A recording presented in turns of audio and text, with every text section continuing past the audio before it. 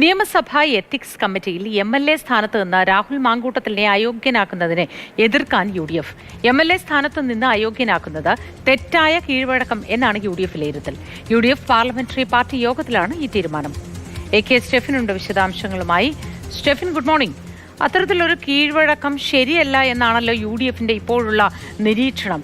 ഇതിന് അവർക്ക് നിരത്താൻ മറ്റ് കാരണങ്ങളുമുണ്ട്. ഒന്ന്, നിരവധി പേർ മറുപക്ഷത്ത് നിന്നും, അതായത് ഭരണപക്ഷത്ത് നിന്നും ഇത്തരം ആരോപണങ്ങൾ ഉന്നയിക്കപ്പെട്ട് കേസിൽപ്പെട്ട് ഉള്ളിലായിരുന്നിട്ട് പോലും എം.എൽ.എ. സ്ഥാനത്ത് തുടരുന്നു എന്നതായിരിക്കണം ഇങ്ങനെ ഒരു തീരുമാനം ഈ വലിയ കടുത്ത പ്രതിരോധത്തിലാക്കിയതിനു ശേഷവും എടുക്കുന്നതിന് കാരണം, അല്ലേ?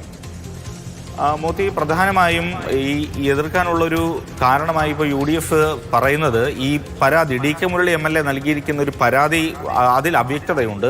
ആ അവ്യക്തത ആദ്യം മാറ്റേണ്ടതുണ്ട് എന്നുള്ള ഒരു ആവശ്യമാണ് യു.ഡി.എഫ്. മുന്നോട്ട് വയ്ക്കുന്നത്. കാരണം ഡി.കെ. മുരളിയുടെ പരാതിയിൽ പറയുന്നത് ഈ വിഷയം നിയമസഭയ്ക്കകത്ത് ചർച്ച ചെയ്യണം എന്നുള്ളതാണ്.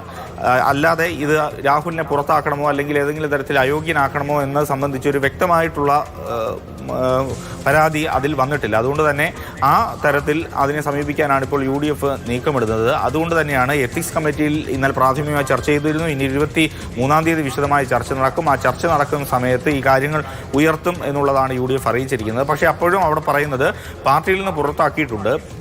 അതുകൊണ്ട് തന്നെ ആ രീതിയിൽ കോൺഗ്രസ് മുന്നോട്ട് പോകും. രാഹുലുമായി മറ്റ് ഒരു തരത്തിലും ഒരു ബന്ധവും പാർട്ടിക്ക് ഇല്ല.